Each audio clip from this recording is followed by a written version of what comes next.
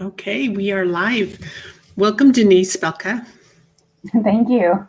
Well, this is the book launch day, the long-awaited day. I know it's quite a process to write a book, and even just a chapter in a book, it's quite a process to get there. So I wanted to thank you for taking the time to write your chapter, and I'd like to know, kind of, have you share your experience in writing your chapter and what it's meant to you. But before we do that, I do want to read your bio. So Denise is a farm girl from Alberta with a strong desire to spend all of her time with animals, exploring and spending time in nature. She currently lives outside of Edmonton on what she fondly calls her small funny farm. Surrounded by horses, big and small, a donkey and a mule, geese, ducks, dogs, and cats. Well, that sounds awesome. After spending many years as a stay-at-home mom raising two beautiful daughters, she's now concentrating on her career. She's currently works as a health and safety advisor and has returned to school to obtain her occupational health and safety diploma with additional courses in psychology. Her desire is to bring more awareness to mental health issues in the workplace, especially the detrimental effects of workaholism on both the company, the individual, and their families. With that, I welcome you. Thank you. So tell us, with the book launch of Sacred Hearts Rising, and this one is called The Sparks of Light, what motivated you to write a chapter in this book? It was a little spark of light. I really can't pinpoint any one kind of thing that triggered it. It was a series of little things. One of them was actually meeting one of the authors from the previous books, reading her stories, reading some of the other stories in all the other books, and realizing that I had a story too. And yeah, there's little triggers all the way along that got me to the point. I was like, no, I need to tell my story. I need to tell a piece of it. I need to let some of it go. Let others know that there's hope. Like there's traumas, but there's hope of coming through those traumas. There's something on the other side. There is. So what's a little piece of your story? I don't want to give it all away. They need to read the book, but my story was I would say one of my first traumatic experiences as a child. And it really defined a lot of what I do as an adult. You don't really think about how one incident can change an entire lifetime just by that one thing. And it's a story kind of about layers of trauma within layers of trauma. It wasn't just one incident. It was a short period of time, but there was so many layers to that trauma that, yeah, it affected, as a child, it affects your entire adult life then as well, because those things that are cemented in so quickly. I mean, as a child, I mean, our minds are growing at such rapid fire rates that everything we experience, it creates neuron connections, and they're hard to break then. They are, and especially when it happens as a child, whatever that happening is, or a series of things.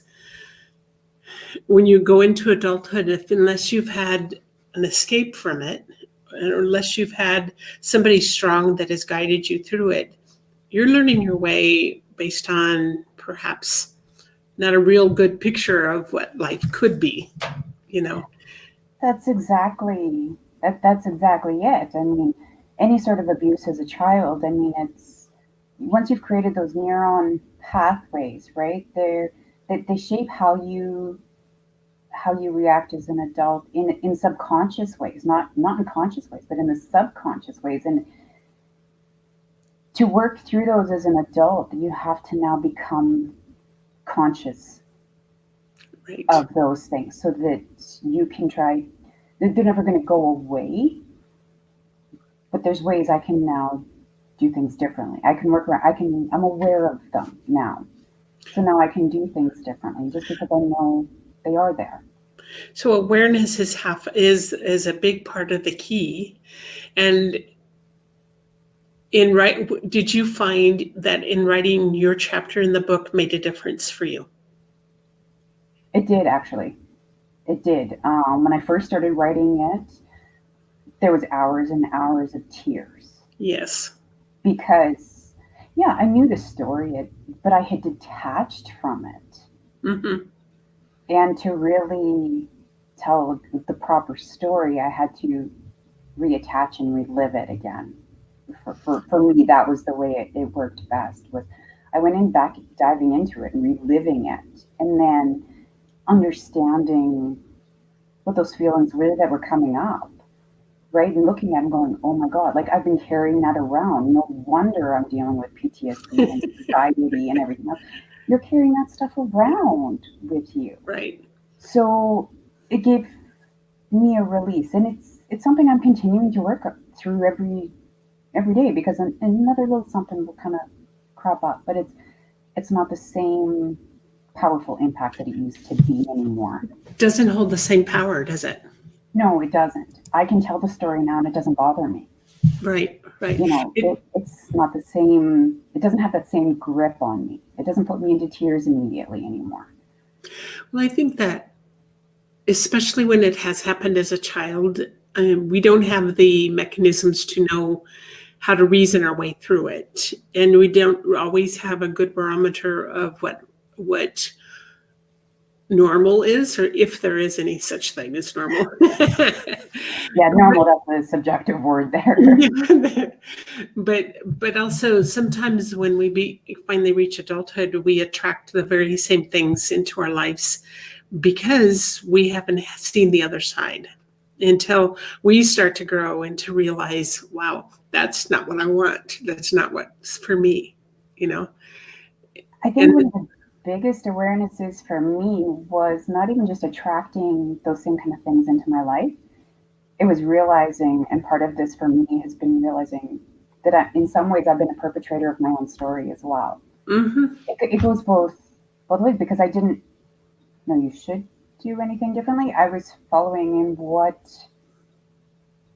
I was shown, right? So you don't necessarily react in situations as an adult. And that's what I realized is that with my own two girls, there was some of those same things that, that I was dealing with. I didn't know how to do them any differently. And I caught myself doing those same things with my girls. And and that's where the layers of the trauma come in. Mm-hmm. There's so many parts to it. And so, yeah, the way some of the adults reacted to me as a child that weren't helpful, I noticed I was starting to do some of those same things. And the disassociation and detaching from a lot of things made it difficult also then for, to work through some of my daughter's things, things are going on with them. And that's why the title of my story was The Buck Stops Here. Beautiful. It does. It stops here because I need, my awareness of not only what I'd been through, but what I'm continuing to do now. And that cycle is going to stop. So the buck stops with me. That means getting honest with myself too, as to where these traumas have led me and what I've been doing. Right. And until we come to that realization and truly, having to sit down and write about it is, I think it's one of the biggest forms of healing because it begins to put it, yes, you cry your way through it almost every time. But at the same time, it also puts things in perspective. You see it with different eyes once you've had to really craft the story that, when you're putting it down on paper and you want it to be able to be read by somebody else, it takes a lot of thought that goes into how you're going to express, what happened and still, do it with honor, and honor yourself through the process. So and I really like the name of your chapter, the book stops here, because it does, because as parents, until we come to that point, we just set the pattern that goes on and on if we don't know continue the where to cycle. stop it. Yeah. Yeah, we Continues the continue the cycle. Yeah. It also, writing it also helped me to, there was a couple of months there, afterwards I struggled a little bit because putting that story out, as child abuse, I mean, obviously family is involved. And it was learning to forgive them because they didn't know either, forgiving myself, and then also realizing that one day I'm hoping that my kids will be able to forgive me, but by being open and honest about it and being forthright about it all, that I think that gives us the best opportunity for that.